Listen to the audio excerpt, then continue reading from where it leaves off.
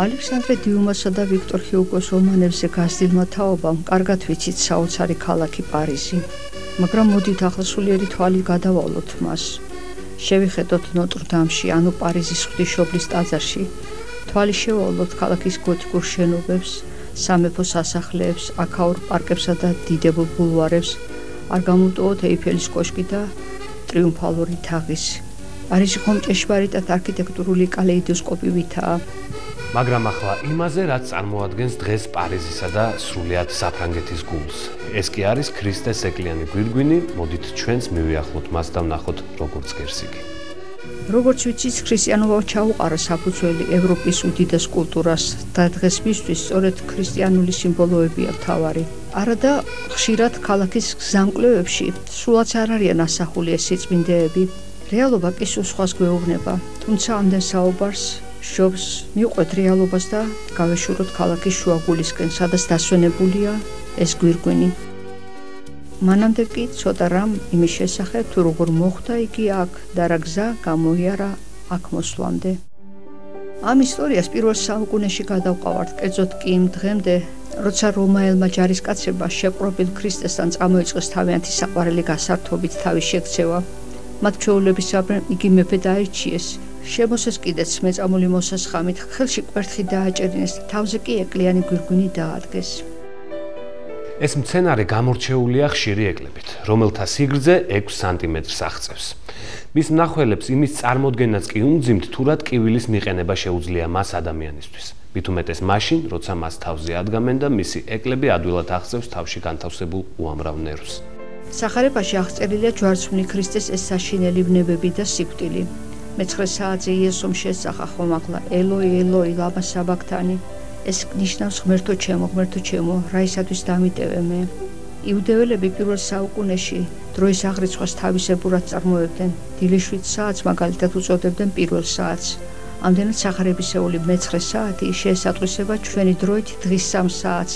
და თუ გვინდა ჩვენც ვიხილოთ უფლის გვირგვინი, სწორედ ამ საათისათვის უნდა მივიდეთ პარიზის შუაგულში, კუნძულ სიტზე, სადაც აღმართულია ნოტრ-დამი, ანუ პარიზის ღვთისმშობლის სახელობის ტაძარი. სწორედ აქ ყოველ პარასკევს ღვთის ძის შვარცმის ჟამს და ჩვენი დროით დღის 3 საათზე ჩვენ ვიხილავთ ადამიანთა გრძელ რიგს, რომელიც პარიზის ღვთისმშობლის ტაძრისაკენ მიემართება. მაინც საით მიეშურება მომლოცველთა ეს ნაკადი. ისინი კრძალვით, ინტერესითა და სიყვარულით მიახლებიან უფლის ეკლიან გვირგვინს და თაყვანს სცემენ მას. თუმცა ჯერ იმის შესახებ, თუ როგორ მოხდა ეს უდიდესი სიწმინდე აქ, იერუსალიმი ხომ უსაშველოდ შორსაა პარიზიდან. ჯვარცმის შემდეგ უფლის ეკლიანი გვირგვინი კარგა ხანს ჰქონდათ იერუსალიმის სიონის ტაძარში, სადაც მას პირველი საუკუნიდანვე მიახლებოდნენ მომლოცველები. მე-9 საუკუნესთვის იერუსალიმისთვის ამოავბედით ჟამს კი ამ სიწმინდეთა უმეტესობა კონსტანტინოპოლში ბიზანტიის იმპერიის დედაქალაქში გაიტანეს. მათ შორის მოხვდა უფლის ეკლიანი გვირგვინიც. 1200 წელს დაფიქსირებულია ერთი თვითმხილველის, ვინმე ნიკოლოზის ცნობა, რომელმაც თავის თვალით იხილა კონსტანტინოპოლში უფლის ეკლიანი გვირგვინი და თუმცა ამ დროისათვის იგი უკვე 1000 წელზე მეტი ხნისა იყო, მისი ეკლები კვლავ ნერლად იყო შემორჩენილი და უფრო მეტიც, მას აქა-იქ მწვანე ფოთლებიც კი ჰქონდა. 1203 წელს ვენეციელთა ფრანგი რაინდებისაგან შემდგარი ჯვაროსნული ლაშქრის მხედართმთავარმა 90 წლის დანდოლამ იერიში მიიტანა კონსტანტინოპოლზე და მეორე წლის 13 აპრილისთვის უკვე ხელთ იგდო ქალაქი. ჯვაროსნებმა დონდოლას მეთაურობით სასტიკად დაანგრიეს კონსტანტინოპოლი. ასე დაექცა ბიზანტია, ეს უდიდესი იმპერია. ჯვაროსანთა ხელში ძვირფასეულობებთან ერთად მაშინ მრავალი სიწმინდეც აღმოჩნდა, მათ შორის უფლის ეკლიანი გვირგვინიც. კონსტანტინოპოლის მმართველმა გრაფმა ლუიმ ამ სიწმინდის ერთი ეპალი საჩუქრად უბოძა საფრანგეთის მეფეს ფილიპი ავგუსტს, რომელსაც იგი ენათესავებოდა კიდეც. ასე მოხდა საფრანგეთში პირველად ამ უდიდესი სიწმინდის მცირე ნაწილი. მერე კი უფლის ნებით გვირგვინი მთლიანად აღმოჩნდა პარიზში. ეს კი უკვე ლუდოვიკო მე-9-ის მეფობისას მოხერხდა. ლუდოვიკო მე-9 საოცრად სულიერი ადამიანი გახდათ. მას ქრისტიანული მეფობის იდეალადაც კი მიიჩნევენ. მას სწამდა, რომ ამ ქვეყნიური ხელმწიფება ადამიანს ჭეშმარიტად ღვთისგან ეძლევა. ქრისტიანული ზნეობით აღზრდილ ყვაწვის ჯვაროსნებიც უყვარდა, რადგან მათ მიიჩნევდა ქრისტიანობის მტკიცე დამცველება და გაჭირვებულთა შემწედაც კი აღიქვამდა. როცა 1226 წელს აქ ამ ტაძარში მეფე ლუდოვიკო მე-9-ს სხეს მემირონი მან საზეიმოდ დასდო აღთქმა, რომ თავისი მეფობის პერიოდში მხოლოდ ღვთისნების საერთოდ წარმართავდა ქვეყანას. ამიტომაც ადარებდნენ მას მისი თანამედროვენი კარლოს დიდს. ფრანგებმა იგი სიცოცხლეშივე შერაცხეს წმინდანად. მეფე ლუდოვიკო თავისი ცხოვრებით ადამიანებსაც უღვიძებდა ღვთისმოსაობისაკენ მოშობნეობას. იგი ძალიან ბევრს ცდილობდა როგორმე რომ მოიპოვებინა სხვადასხვა ქრისტიანული სიწმინდეები. ერთხელ კი ბიძაშვილმა იმპერატორმა ლუდოვიკო მეორე მას ინისწერა რომ ეძლეოდა შესაძლებლობა მოიპოვებინა ქრისტეს ეკლიანი გვირგვინი. სინამდვილეში ლუდოვიკო მეორე იმ ვალებზე სწუხდა, რაც ვენეციელი ვაჭრებისაგან დაედო და როცა შეიტყო რომ ვენეციელები ეკლიანი გვირგვინის გაყიდვას აპირებდნენ, თავისი ვალების ნაცვლად შესთავაზა ხელი შეეწყო მათთვის სარფიანად მიეყიდათ იგი თავისი ბიძაშვილისთვის, საფრანგეთის მეფისთვის ლუდოვიკო მეცხრესთვის. საფრანგეთის მეფე გულმხურვალედ მოეკიდა ამ საქმეს და იწყო ვაჭრობა ვენეციელებთან, რომლებიც როგორც ადრე გიამბეთ, ვაჭრობაში გაქნილობით გამოირჩეოდნენ, თუმცა ვაჭრობის გარდა ისინი ნატიფი ფსიქოლოგებიც იყვნენ. მათ იმთავითვე გულისხმა ჰყვეს, რომ საფრანგეთის მეფე ამ სიწმინდისთვის თანხებს არ დაიშურებდა, ამიტომაც დაუსახელეს კიდეც მეფეს გაუგონარი ფასი. მეფესგან ამის გადახდაზე, რომ უარი მიიღეს, ფასაც დაუკლეს, ოღონდ პირობაც დაუდეს, რომ მეფეს ამ ფასში გვირგვინს მხოლოდ ეკლების გარეშე მიიყიდნენ. მათ არ უღალატათ ინტუიციამ და მეფე ლუდოვიკომ ამაზე თანხმობა განაცხადა. ასე შეისყიდა საფრანგეთის მეფემ უფლის გვირგვინი ვენეციელებისაგან 130,000 ოქროს ფრანგულ ლირად. სული შემცვლელი იყო მეფის მიახლება გვირგვინთან. იგი მისკენ ყოველგვარი სამეფო რეგალიათაგან განმოსილი გაეშურა. სადა უბრალო პერანგით ფეხში შველამ გაიარა 40 კილომეტრი და მერე გზალვითა და ლიტანიით წამოაგზავნა იგი პარიზის ღვთისმშობლის ტაძრისკენ. შემდგომში ძალიან მოკლე დროში, სულ რაღაც 6 წელიწადში სპეციალურად ააგო გვირგვინისათვის სამლოცველო. ამ ამბიდან მალე ძველმა სნეულებამ გაახსენა თავი მეფეს და სარეცელს მიაჯაჭვა. მაშინ მეფის დედის მოწადინებით მეფესთან მიაბრძანეს უფლის გვირგვინი და შეეხო მეფე ლუდოვიკო კრძალვით უდიდეს სიწმინდეს სიტყვებით. ღვთის წყალობით შემეხო აღმოსავლეთი და აღმადგინა მემკვდრეთით.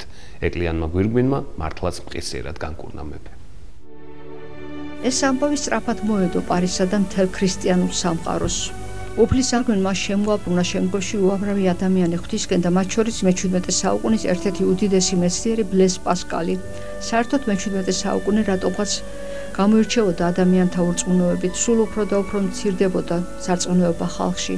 იმ დროს უამრავი ადამიანი დაშორდა ღმერთს, თუმცა პარადოქსი ისაა, რომ ღვთისა შექმნილი ადამიანი, რომელიც სულ უფრო შორდება ღმერთს, მას არაფრით არ ტოვებს თავად უფალი. ბლეზ პასკალის იმ დროს საოცრად სულიერ კრიზისურ მდგომარეობაში იმყოფებოდა. იგი თავადაც აღიარებდა, რომ სკოლის პირას ეკიდა. მხოლოდ სასწაულს შეეძლო მისი გადარჩენა და ასეც მოხდა. მას ავად გაუხდა უსაყვარლესი ძმისშვილი პატარა მარგარიტა. ექიმები უძლური აღმოჩნდა მისი სნეულების წინაშე. მაშინ გოგონა მონასტერში გადაიყვანეს, სადაც სწორედ იმ დროს მოაგზავნეს საფრანგეთის უდიდესი სიწმინდე უფლის გვირგვინის ერთი ეკალი. სწორედ მას ემთხვია მარგარიტა და მაშინვე განიკურნა. ამ ამბავმა სრულიად გადაატრიალა გამოჩენილი მეცნიერისთვის მთელი სამყარო. მან იწამა უფალი და თავის განუყრელ ბეჭედზე, რომელსაც სულ მუდამ ატარებდა, გამოსახა ცადა უფლის გვირგვინი. სწორედ იმ პერიოდში შექმნა ფერნაცვალმა პასკალმა თავისი მთავარი რელიგიური, ფილოსოფიური და მეცნიერული ნაშრომი სახელწოდებით აზრები. ეს არის წიგნი ადამიანის ღმერთთან შერიგებაზე. სწორედ ამ წიგნში წერს მეცნიერი. მე ადამიანებს სამ კატეგორიად ვყოფ. პირველნი არიან ადამიანები, რომლებიც ღმერთს შეხვდნენ და ემსახურებიან. მეორენი არიან, ვინც განაგრძობენ მის ძიებას და მესამენი, ვინც ვერ შეხვდნენ ღმერთს და არც ეძებენ მას. ეს უკანასკნელი კი ჩემი აზრით ყველაზე უბედურნი არიან. მისი ეს სიტყვები დღესაც მეტად აქტუალურია. თანამედროვე 8 მილიონიანი პარიზი ახლა მართლაც გავს იმ უძველეს ბაბილონს, რომელშიც ღმერთმა აურია ენები. აქ ახლა მართლაც უამრავ ენაზე საუბრობენ ადამიანები, ვის არ შეხვდებით აქ. ყოველი ეროვნებისა და ყოველი კონფესიის წარმომადგენელს. შეხედეთ, რამდენი ადამიანია და ყოველი მათგანი განსხვავებულია ერთმანეთისაგან. აქ არიან ქრისტიანები ჩამოსული აფრიკიდან, ინდოეთიდან, საბერძნეთიდან, ბულგარეთიდან, სერბეთიდან და საქართველოდანაც. და სასოებით ელიან შეხვედრას ყოველთვის მე-5 დღეს პარასკევს უფლის ჯვარცმის ჟამს უფლის გვირგვინთან. აი აქ, საიდანაც ფრანგები იწყებენ თავიანთი ქვეყნის ტერიტორიის ათვლას, სწორედ აქ ისტორიული და გეოგრაფიული საზღვრები ლახავენ ერთმანეთს. აქ ერთმანეთს ეგებებიან იერუსალიმი და რომი, კონსტანტინოპოლი და პარიზი. სწორედ აქ იყრიან თავს ადამიანები სხვადასხვა ქვეყნებითა და მიახლებიან უფლის ეკლიან გვირგვინს. დიახ, დღესაც დგას აქ პარიზის გული უფლის გვირგვინი.